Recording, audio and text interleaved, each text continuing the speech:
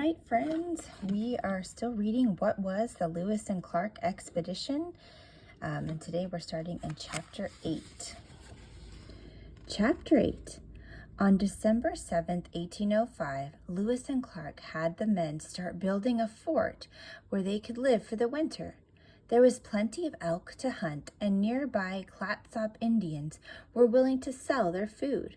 In honor of their neighbors, Lewis and Clark called their new headquarters Fort Clatsop. It was constructed like all their forts, with logs stacked one above another, with separate huts and rooms, as well as a parade ground and a storage area. The 1805-1806 winter was long, boring, and rainy. Lewis wrote in his journal for hours every day. Clark spent his time drawing maps. The men didn't have much to do except hunt and make clothing and moccasins out of elk hides. That winter, they made 300 pairs of moccasins. Why so many? They had learned the hard way that moccasins only lasted a few days. Then one day something happened to break the boredom. A dead whale washed up some miles down the beach.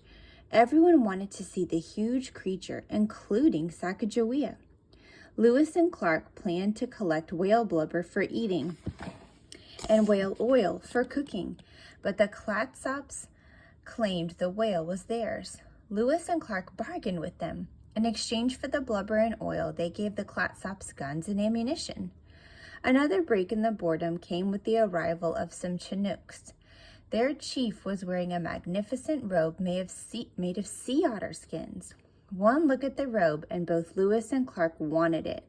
But the chief demanded blue beads in exchange for the robe. Blue beads were prized by the Indians, who called them chief beads.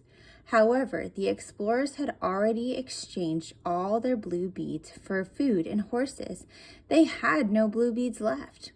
The Chinook chief refused to accept anything but blue beads until he saw the beautiful blue beaded belt that Sacagawea was wearing. The chief pointed to Sacagawea and made it clear that he would trade his robe for the belt.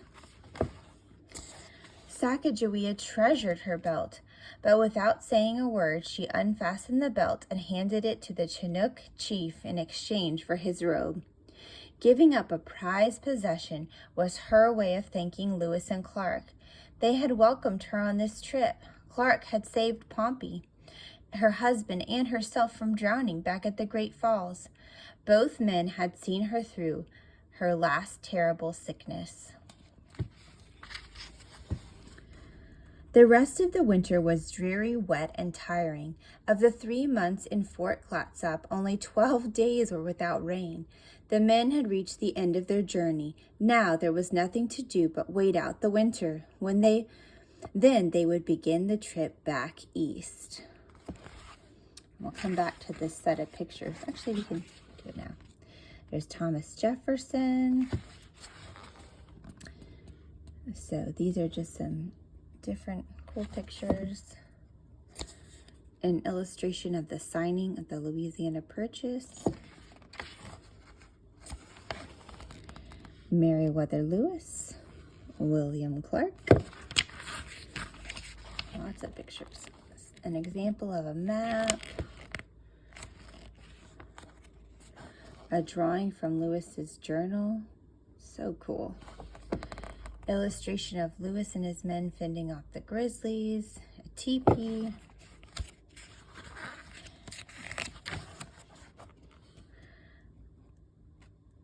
Sacagawea, some journals. American buffalo.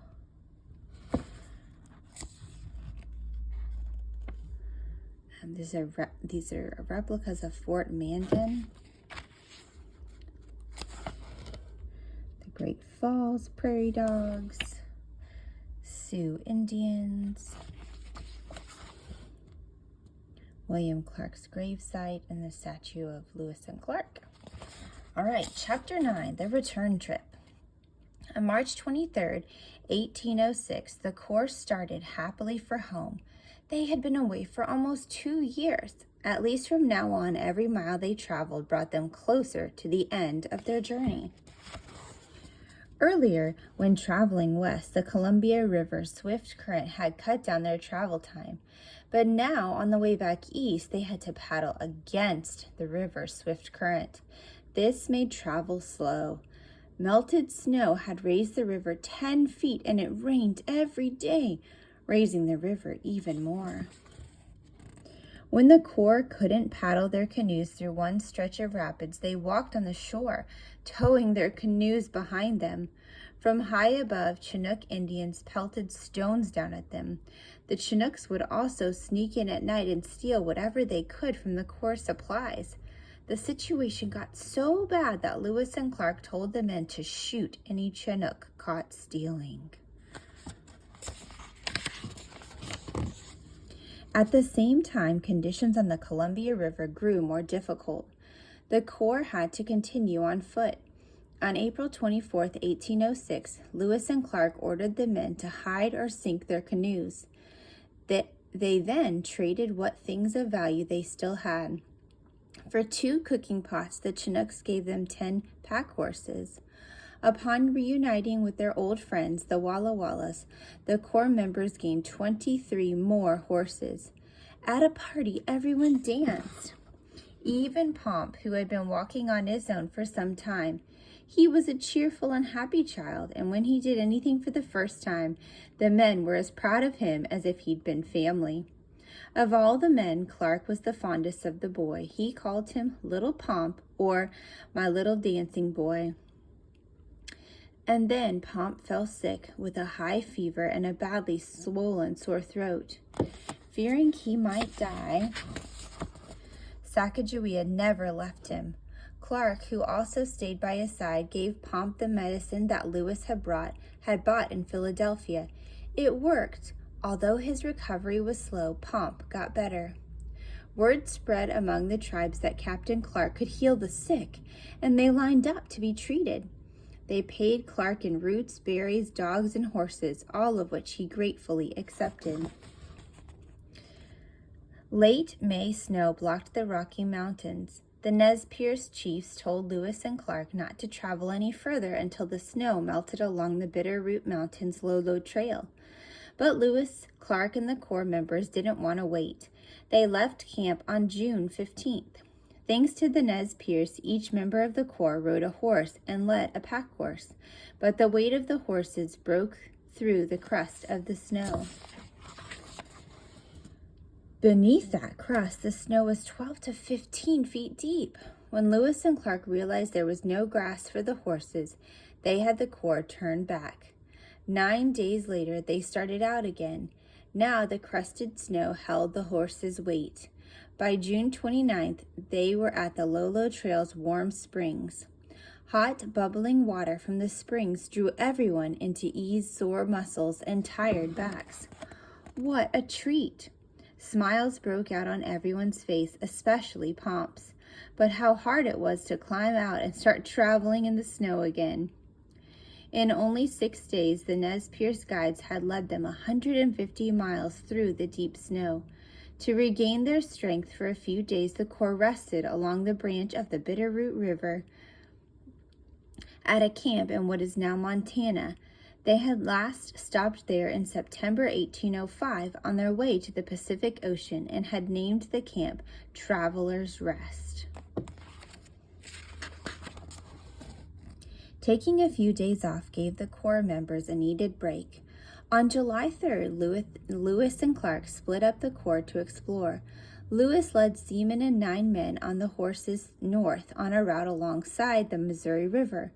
Clark, Sacagawea, and Pomp, Charbonneau, York, and 18 other men with 49 horses headed south on horseback for the Yellowstone River. They were once again in Shoshone country. Sacagawea led Clark's party to a gap in the mountains. She said it was a shortcut to their old Camp Fortunate. On July 8th, they arrived at the camp. Months ago, they had sunk their canoes and hidden food supplies and tobacco nearby. Everything was still there. While the soldiers repaired their canoes, Sacagawea dug up roots for food. Then 2 days later, after gathering up everything, they headed out again. All right. That was chapter 8 and 9. What was the Lewis and Clark expedition? Have a great day.